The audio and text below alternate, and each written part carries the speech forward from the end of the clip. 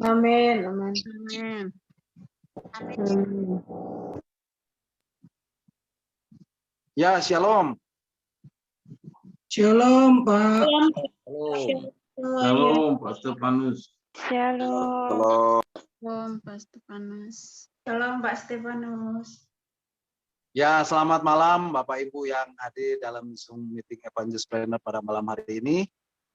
Dan juga teman-teman yang sedang mendengarkan dan mengikutinya lewat live streaming melalui Facebook. Selamat malam. Puji nama Tuhan Bapak Ibu, malam hari ini kita masih diberi kesempatan untuk bergabung dalam Zoom meeting ini.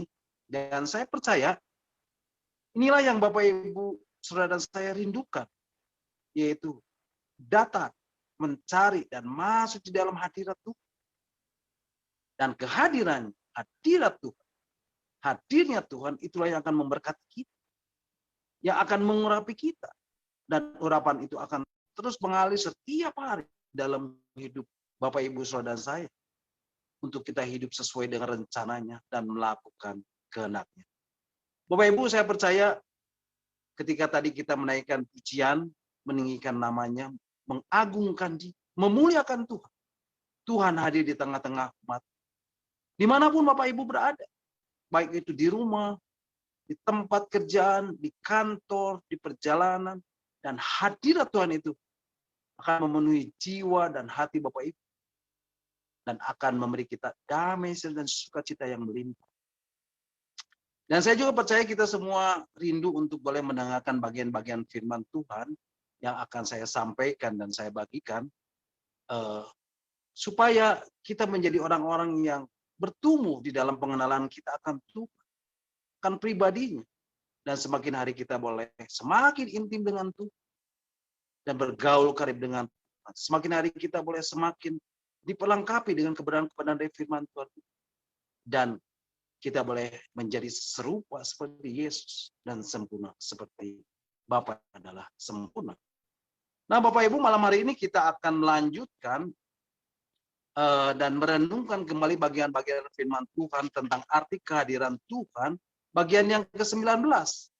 Dan malam hari ini saya beri tema, Tuhan yang memilih.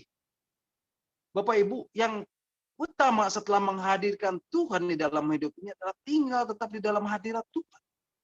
Kehadirannya, hadirat Tuhan, hadirnya Tuhan itu harus selalu memenuhi hidup Bapak Ibu, saudara dan saya.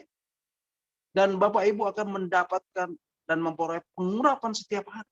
Dan pengurapan Tuhan itu akan meningkat secara signifikan ketika kita setiap hari menghadirkan kehadiran, menghadirkan hadirat Tuhan, menghadirkan hadirnya Tuhan di dalam hidup Bapak Ibu saudara dan saya. Bapak Ibu, malam hari ini kita akan kembali membahas firman Tuhan dari kitab Kisah Para Rasul, yang merupakan kitab yang penuh dengan peristiwa-peristiwa yang menyatakan tentang urapan atau pengurapan dari Roh Kudus. Kalau Bapak Ibu belum membaca kitab Kisah Para Rasul ini dan memahaminya, Bapak Ibu belum mengerti tentang arti urapan ini. Dan malam hari ini kita akan belajar dari pertobatan seorang yang sangat membenci Yesus. Karena saking bencinya dia berusaha untuk membunuh semua orang yang menjadi pengikut Yesus ini. Bapak Ibu, 2 minggu yang lalu dan minggu yang lalu sudah saya sampaikan sedikit tentang latar belakang Saulus ini. Yang akhirnya disebut sebagai Rasul Paulus. Yang banyak mengajarkan tentang Tuhan Yesus. Dan tidak heran di kemudian hari ia dikenal sebagai rasul yang penuh dengan kasih karunia. Bapak Ibu, Saulus ini saking bencinya sama orang Kristen dan mau menghabisi mereka semua. Sampai-sampai Saulus ini nggak peduli dengan musuh bebuyutannya, orang Saduki. Dan meminta surat kuasa daripadanya untuk dibawa ke majelis-majelis Yahudi di Damsyik. Supaya jika ia menemukan laki-laki atau perempuan yang mengikuti jalan Tuhan, ia menangkap mereka dan membawa mereka ke Yerusalem. Bapak Ibu, betapa kerasnya hati Saulus ini. Saulus mohon izin untuk menganiaya orang Kristen pada waktu itu. Bapak Ibu, jangan lihat luarnya. Dan Tuhan bisa mengubah orang tersebut. Di dalam hadirat Tuhan tidak ada yang mustahil. Karena kehadirannya, karena hadirnya Tuhan, karena hadiratnya, itu yang bisa mengubah hidup seseorang. Kalau Bapak Ibu mau berubah, rajinlah masuk dan mencari kehadirannya. Rajinlah masuk dan mencari hadirat Tuhan. Rajinlah masuk dan mencari hadirnya Tuhan dalam hidup Bapak Ibu. Dan itu yang menjadi kuncinya Bapak Ibu. Inilah yang namanya Shekinah Glory. Yaitu hadirat Tuhan yang dinyatakan. Nah selanjutnya Bapak Ibu, di dalam perjalanannya ke Damsyik, ketika ia sudah dekat kota itu, tiba-tiba cahaya memancar dari langit mengelilingi dia. Bapak Ibu, inilah Shekinah Glory dalam bentuk sesuatu yang sangat nyata. Sebuah cahaya di siang hari bolong. Bapak Ibu, di dalam pengakuan Paulus di depan Raja Agripa, dikatakan, waktu itu tengah hari. Dan itu kira-kira pukul 12. Siang hari. Tiba-tiba memancarlah cahaya yang lebih terang dari cahaya matahari. Bapak Ibu, ini bukan cahaya penerang bumi. Tapi ini adalah cahaya penenang hati. Inilah Shekinah Glory. Hadirat Tuhan yang dinyatakan. Dan ini adalah dimensi ketiga dari hadirat Tuhan. Nah Bapak Ibu, apa yang terjadi di dalam Shekinah Glory? Perubahan hidup. Bapak Ibu, seseorang bisa mengalami perubahan di dalam hidupnya ketika dia mencari Tuhan. Rajinlah masuk dan mencari kehadiran. Rajinlah masuk dan mencari hadirat Tuhan. Rajinlah masuk dan mencari hadirnya Tuhan di dalam hidup Bapak Ibu Saudara dan saya. Maka Bapak Ibu akan mengalami perubahan hidup. Dan Bapak Ibu akan mengalami jamahan Tuhan. Terus setiap hari. Nah Bapak Ibu, untuk lebih lengkapnya Bapak Ibu bisa mendengarkan kembali renungan arti kehadiran Tuhan bagian 17 dan 18 yang sudah Pak Hen share melalui WhatsApp Discipleship at Zoom.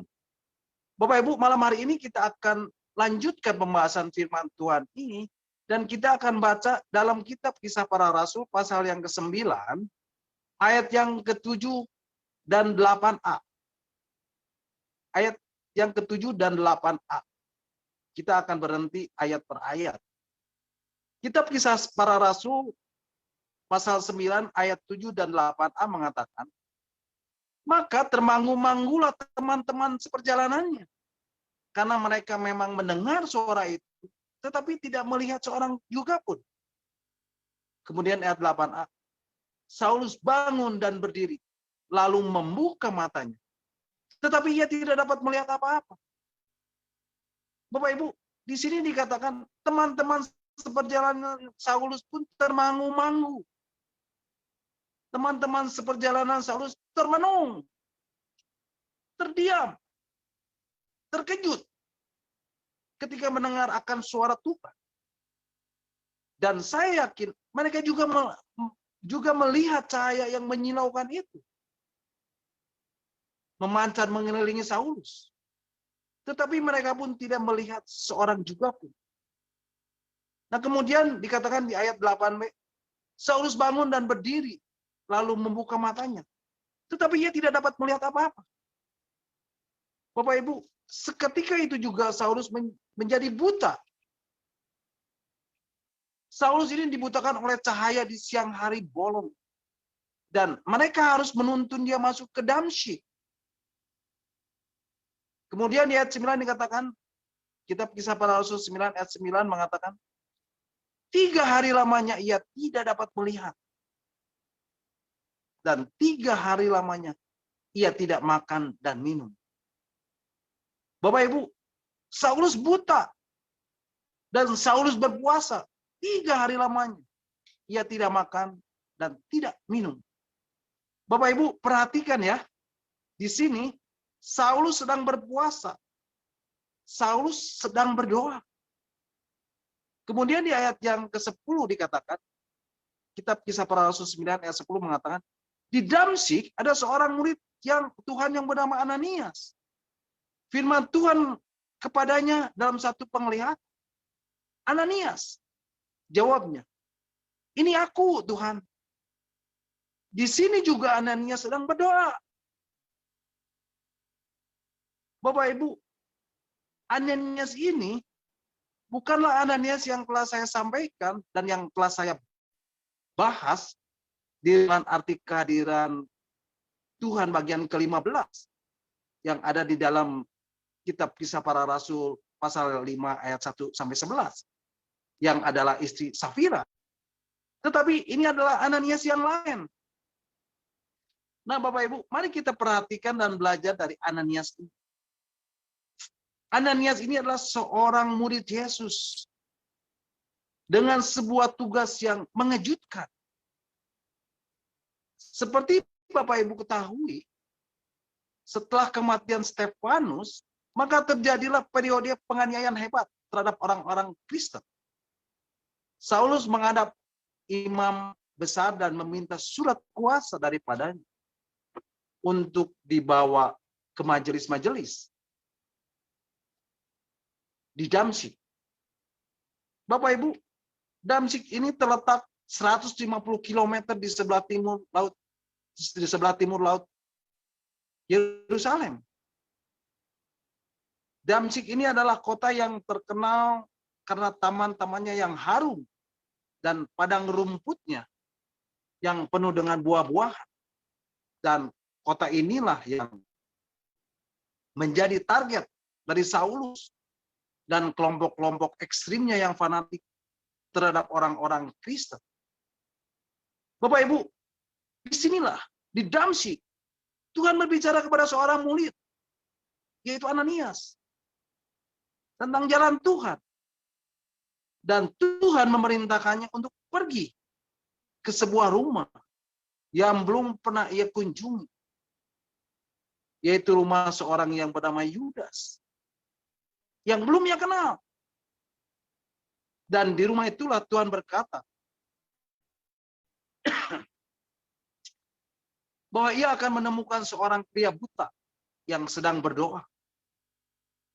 Dan pria itu bukan orang sembarangan. Ia akan menemui Saulus dari Tarsus, musuh orang-orang Kristen yang ditakuti. Bapak Ibu, yang mengagumkan di sini adalah perintah itulah yang didapat oleh Ananias dari Tuhan melalui sebuah penglihatan. Dan ini adalah tugas yang dia terima dari Tuhan sekali dalam seumur hidup. Bapak Ibu, Ananias tahu tentang Saulus. Ia seperti banteng yang mengamuk, yang berkeliaran di jalan-jalan. Saulus telah dengan hebat mengajar orang-orang Kristen dengan amarah dan dengan keteguhan hati. Damsyik yang aman bagi Ananias dan pengikut jalan Tuhan lainnya telah menghilang karena penganiayaan hebat. Dan Sauluslah yang memimpin penyerangan dan memberikan perintah dan menghembuskan ancaman-ancaman ini. Bapak Ibu, walaupun hanya sedikit yang kita ketahui tentang Ananias ini, tetapi ia menyelinap di dalam cerita Saulus dalam kitab Kisah Para Rasul ini. Alkitab mengatakan, ia seorang murid Tuhan yang tinggal di Damsyik. Bapak Ibu, tidak ada reputasi besar yang mendahuluinya masuk ke dalam sejarah. Tidak ada. Apa yang menjadikan Ananias ini dari seorang yang biasa-biasa saja, yang tidak terkenal, menjadi masuk di dalam catatan firman Tuhan yang kudus dan abadi? Tidak lain adalah sebuah penglihatan. Tetapi bukan penglihatan biasa, melainkan sebuah penglihatan dalam bentuk perintah ilahi. Nah, di dalam kitab Kisah Para Rasul pasal 9 ayat 10 dan 12 dikatakan, kitab Kisah Para Rasul 9 ayat 10 dan 12 mengatakan, Di Damsyik ada seorang murid Tuhan bernama Ananias. Firman Tuhan kepadanya dalam suatu penglihatan. Ananias. Jawabnya, ini aku Tuhan. Ayat 11, firman Tuhan. Mari, pergilah ke jalan yang bernama jalan lurus. Dan carilah di rumah Yudas. Seorang dari Tarsus yang bernama Saulus. Ia sekarang berdoa. Dan dalam suatu penglihatan, ia melihat bahwa seorang yang bernama Ananias masuk ke dalam dan menumbangkan tangannya ke atas supaya ia dapat melihat lagi. Nah, Bapak Ibu, ayat yang ke-12 ini berbicara tentang Paulus, tentang Saulus. Di dalam satu penglihatan, Saulus melihat bahwa seorang bernama Ananias masuk ke dalam dan menumpangkan tangan ke atasnya supaya dapat melihat lagi.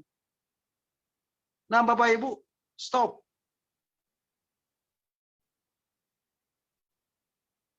Saulus, Tuhan, nggak salah Tuhan. Tetapi setelah mendengar keabsahan suara dan merasakan kuasa kehadiran Tuhan, Ananias menyadari perintah ini. Dan ia tidak melarikan diri dari Tuhan yang memberi pesan ini. Bapak Ibu, di dalam kehadirannya, di dalam hadirat Tuhan, di dalam hadirnya Tuhan, Ananias mendapat penglihatan ilahi. Dan mendengar suara Tuhan. Dan merasakan kuasa kehadirannya. Oleh sebab itu Bapak Ibu, kalau Bapak Ibu mau mendengar suara Tuhan, mau merasakan kuasa Tuhan, dalam hidup Bapak Ibu, rajinlah masuk dan mencari kehadirannya. Rajinlah masuk dan mencari hadirat Tuhan. Rajinlah masuk dan mencari hadirnya Tuhan di dalam hidup Bapak Ibu. Tetapi Bapak Ibu mohon maaf, pada masa kini, saya jarang mendengar Tuhan berbicara kepada anak-anaknya melalui penglihatan. Tuhan bisa saja melakukannya. Tetapi segala sesuatu haruslah diuji. Apakah itu berasal dari Tuhan atau bukan? Karena di dalam kitab Ibrani, mari kita lihat kitab Ibrani pasal 1 ayat 1 dan 2a dikatakan. Ibrani pasal 1 ayat 1 dan 2a saja dikatakan. Setelah pada zaman-zaman dahulu Allah berulang kali dan dalam pelbagai cara berbicara kepada nenek moyang kita dengan perantara nabi-nabi, maka pada zaman akhir ini, ia telah berbicara kepada kita dengan perantaraan anaknya. Bapak Ibu, salah satu dari sekian banyak cara Tuhan menyatakan dirinya di dalam perjanjian lama adalah melalui penglihatan. Kemudian Tuhan juga menampakkan diri kepada orang-orang dalam penglihatan-penglihatan selama perjanjian baru. Dan ini pun yang terjadi pada Ananias. Bapak Ibu, banyak orang-orang Kristen, orang-orang yang percaya, anak-anak Tuhan, murid-murid Yesus, selalu berargumentasi dengan Tuhan. Ketika Tuhan menghendaki kita melakukan perintah. Seperti yang terjadi pada Ananias. Ananias menekankan masalahnya kepada Tuhan. Seperti yang tertulis di dalam kitab ayat yang ke-13 dan 14. Kitab Kisah Para Rasul pasal 9 ayat 13 dan 14, di situ dikatakan, jawab Ananias, Tuhan, dari banyak orang telah kudengar tentang orang itu. Betapa banyaknya kejahatan yang dilakukannya terhadap orang-orang kudusmu di Yerusalem. Dan ia datang kemari dengan kuasa penuh dari imam-imam kepala untuk menangkap semua orang yang memanggil nama.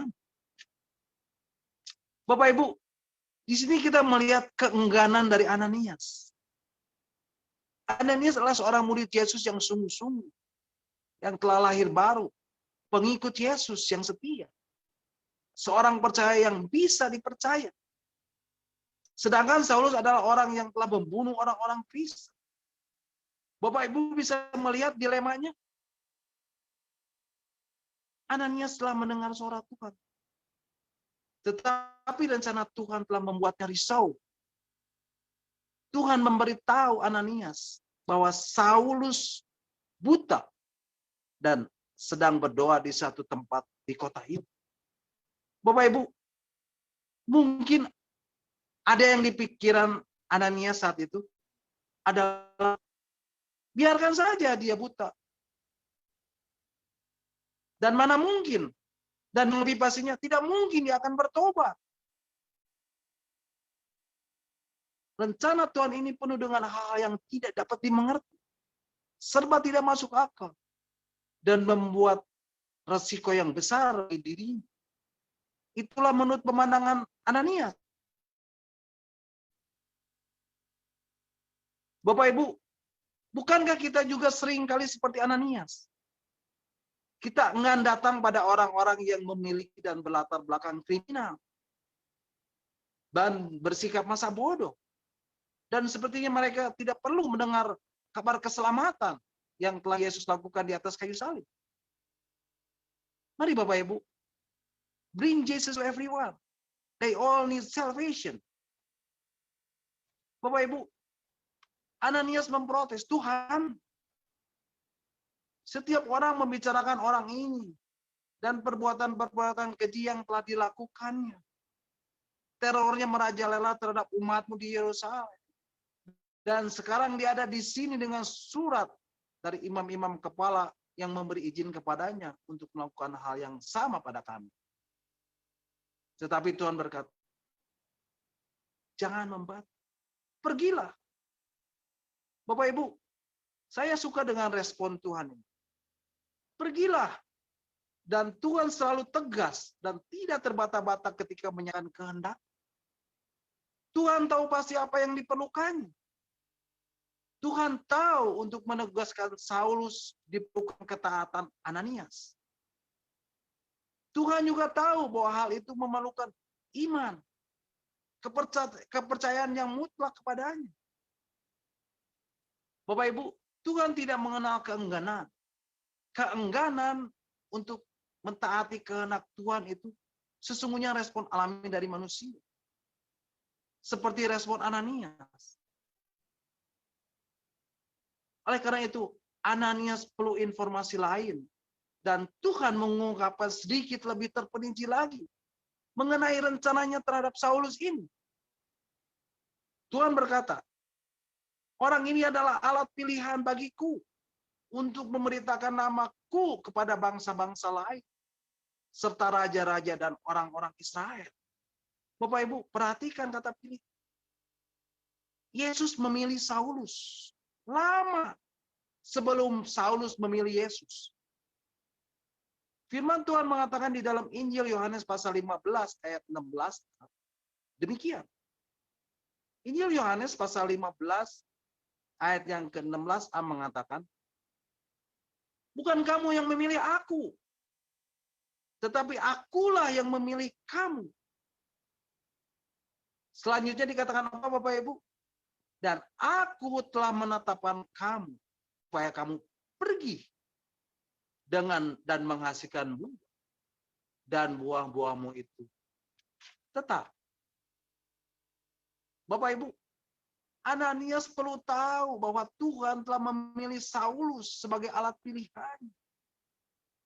Dan Tuhan memerlukan Ananias sebagai langkah awal untuk mengubah banteng yang mengamuk yang bernama Saulus menjadi domba yang mengembik bernama Paulus. Bapak Ibu, cobalah untuk mengerti betapa sulitnya untuk melihat bagaimana mungkin rencana Tuhan berhasil. Bagaimana mungkin Tuhan dapat mencengkeram seseorang yang terkenal keji, yang tak berbelas kasihan, dan pembunuh orang-orang Kristen yang tak bersalah. Mengubahnya menjadi duta bagi Yesus. Bagi pekerjaan Tuhan. Dan Ananias tidak mendengar dan mengerti jawaban firman Tuhan. Tetapi firman Tuhan kepada Ananias di ayat yang ke-15 dan ke-16 mengatakan, kitab Kisah Para Rasul pasal yang ke-9 ayat 15 sampai 16 mengatakan, tetapi firman Tuhan kepadanya, pergilah Sebab orang ini adalah alat pilihanku. Alat pilihan bagiku untuk memberitakan namaku kepada bangsa-bangsa lain. Serta raja-raja dan orang-orang Israel. Ayat yang ke-16. Aku sendiri akan menunjukkan kepadanya betapa banyak penderitaan yang harus ia tanggung oleh namaku. Bapak Ibu, jawaban Tuhan terhadap pertanyaan Ananias jelas. Aku sendiri akan menunjukkan kepadanya betapa banyak penderitaan yang harus ia tanggung oleh karena namaku. Nah Bapak Ibu, berbicara tentang penderitaan, selama berabad-abad, penderitaan telah menjadi tempat bagi Tuhan untuk menjinakkan para banteng yang mengamuk, menjadi domba yang mengembik. Ujian berupa masalah, persoalan, pergumulan, problema, kesulitan, kesukaran, tantangan, hambatan, himpitan, pencobaan, tekanan, aniaya, sakit penyakit, dan seterusnya, dan seterusnya, dan seterusnya, dan seterusnya, adalah sekolah Tuhan. Di mana orang-orang Kristen, orang-orang percaya, anak-anak Tuhan, murid-murid Yesus, belajar tentang kelemah lembutan. Belajar tentang kerendahan hati, tentang belas kasihan, tentang kesabaran, tentang kemurahan, tentang kebenaran, tentang kebaikan, kebajikan, mengasihi, pengampunan, dan tentang karakter. Dan hal ini berlaku juga bagi Bapak, Ibu, Saudara, dan saya. Bapak, Ibu, penderitaan telah mengubah diri saya. Penderitaan pun mungkin telah mengubah hidup Bapak, Ibu. Dan penderitaan mengubah setiap orang yang dipilih untuk hidup sebagai umat pilihan Tuhan. Bapak, Ibu, dan penderitaan ini pun akan segera berlaku bagi Saulus. Bertahun-tahun kemudian melalui goresan luka sebagai bukti dan di bawah tiang tanggung jawab pelayanan yang berat. Ia memberikan kesaksian bahwa penderitaan telah menjadi sahabat. Penderitaan telah menjadi sahabat Paulus. Jika ada orang yang meragukan bahwa Tuhan menggunakan penderitaan untuk merendahkan hati orang yang sombong, Paulus menuliskan semua penderitaannya di dalam satu surat-suratnya kepada jemaat di Korintus. Bapak Ibu, mari kita lihat di dalam kitab 2 Korintus pasal 11 ayat 23 sampai 28. 2 Korintus pasal 11 ayat 23 sampai 28. 23b, kita mulai dari 23b. Di situ dikatakan, aku lebih banyak berjerih lelah, lebih sering di dalam penjara, didera di luar batas, kerap kali dalam bahaya maut. Ayat 24. 5 kali aku disesah orang Yahudi, setiap kali 40 kurang 1 pukulan. Ayat 25. 3 kali aku didera, 1 kali aku dilempari dengan batu, 3 kali mengalami kapal keram, sehari semalam aku terkatung-katung di tengah laut. Dalam perjalananku aku sering diancam bahaya banjir dan bahaya penyamun. Bahaya dari pihak orang-orang Yahudi dan dari pihak orang-orang bukan Yahudi. Bahaya di kota, bahaya di padang gurun, bahaya di tengah laut, dan bahaya dari pihak saudara-saudara palsu. Ada banyak berjerih lelah dan bekerja berat. Aku banyak berjerih lelah dan bekerja berat. Kerap kali aku tidak tidur. Aku lapar dan dahaga. Kerap kali aku berpuas, kedinginan, dan tanpa pakaian. Dan dengan tidak menyebut banyak hal lain lagi, urusanku sehari-hari, yaitu untuk melihara semua jemaat-jemaat. Bapak Ibu, Inilah bukti dari penderitaan Paulus untuk tugas pelayanan. Kemudian Bapak Ibu, Lukas, penulis kitab Kisah Para Rasul ini, tidak menjelaskan apa yang terjadi selanjutnya. Tapi ia menuliskan di ayat yang ke-17, kitab Kisah Para Rasul pasal 9 ayat 17, mengatakan, lalu pergilah Ananias ke situ dan masuk ke rumah itu. Ia menumpangkan tangannya ke atas Saulus, katanya, Saulus saudaraku, Tuhan Yesus yang telah menampakkan diri kepadamu di jalan yang engkau lalui, telah menyuruh aku kepadamu, supaya engkau dapat melihat lagi dan penuh dengan Roh Kudus. Bapak Ibu, ketika Ananias berada di antara rasa bingung dan takut, ia mulai memantapkan hatinya dan keengganannya pun mulai mencair. Ia keluar rumah dan menuju jalan yang lurus, mengetok Yudas. Dan saya yakin ketika anak Ananias masuk ke dalam rumah Yudas, Yudas berbisik, kami sedang menunggumu. Wow, luar biasa Bapak Ibu. Ini adalah koneksi ilahi. Bapak Ibu, saya tidak membahas tentang koneksi ilahi ini. Mungkin kapan-kapan saya akan membahasnya.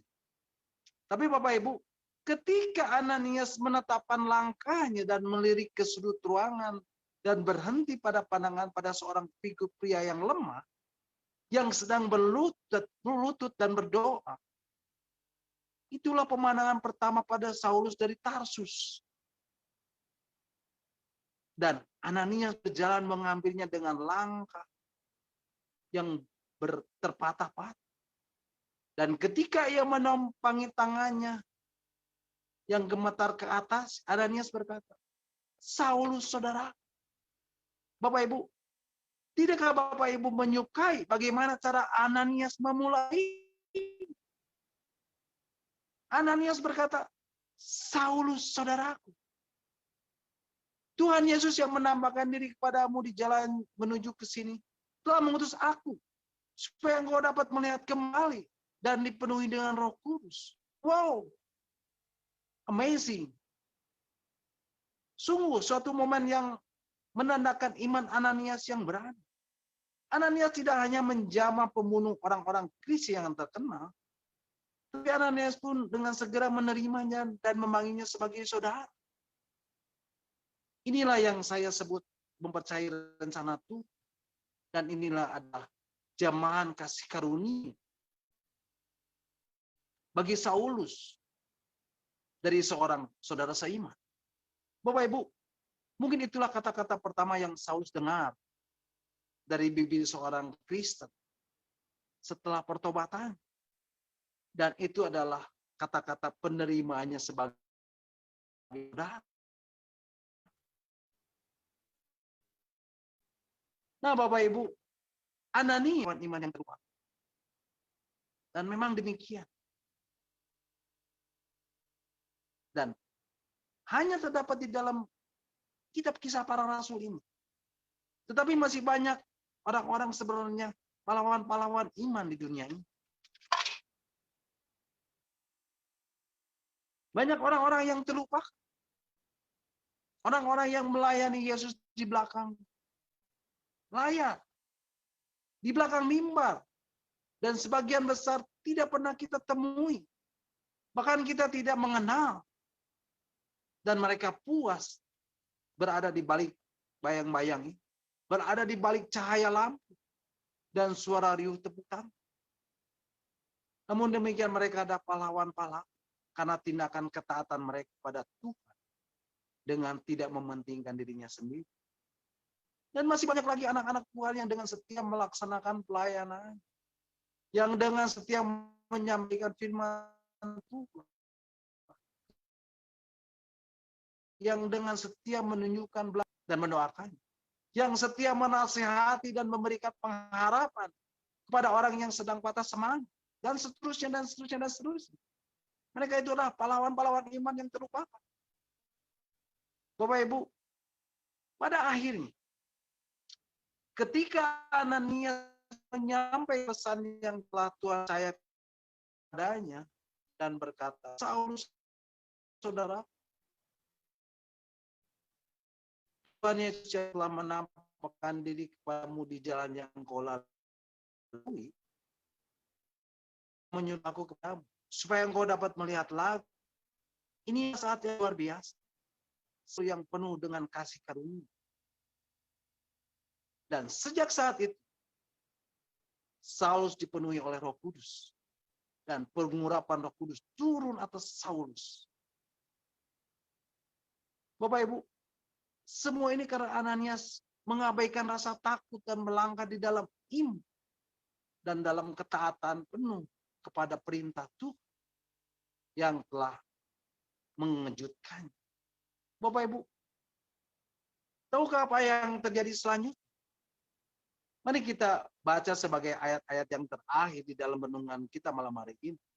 Yaitu di ayat yang ke-18 dan ayat 19a. Kitab Kisah Para Rasul pasal yang ke-9, ayat 18 dan 19a. Di sini dikatakan, Kitab Kisah Para Rasul pasal 9 ayat 18 dan 19a mengatakan, ayat 18, dan seketika itu juga seolah-olah selaput gugur dari matanya, sehingga ia dapat melihat lagi. Ia bangun, lalu dibaptis. Ayat 19. Dan setelah ia makan, pulihlah kekuatannya. Bapak Ibu, perubahan itu terjadi secara instan. Saulus dapat melihat kembali. Bapak Ibu, jika Tuhan membuat mujizat, maka itu terjadi dengan seketika. Bapak Ibu, setelah Saulus dapat melihat kembali, Saulus pulih. Kemungkinan Ananias lah yang membaptis Saulus. Karena di situ dikatakan, lalu ia dibaptis. Dan ini adalah pemandangan yang luar biasa, bukan? Dan Saulus dapat membayangkan. Dan saya dapat membayangkan. Ketika Saulus berdiri di dalam air di dalam air sebatas pinggang di sebuah sungai yang tidak jauh dari sana, dan Ananias berkata, sekarang aku membaptis engkau saudara dalam nama Bapa dan Anak dan Roh Kudus. Engkau telah dikuburkan bersama Kristus dalam baptis dan bangkit untuk berjalan dalam kehidupan yang baru. Bapak Ibu, inilah momen pertobatan Saulus yang tak terlupakan bagi mereka berdua. Saya yakin mereka berpelukan, menangis, dan penuh dengan sukacita. Dan sejak saat itu, Saulus yang artinya besar memiliki nama baru, yaitu Paulus, yang artinya kecil. Dan Paulus inilah yang menjadi rasul terbesar di dalam perjanjian baru. Dan menulis 2/3 dari kitab dalam perjanjian baru. Dan dikenal sebagai rasul yang penuh dengan kasih karunia.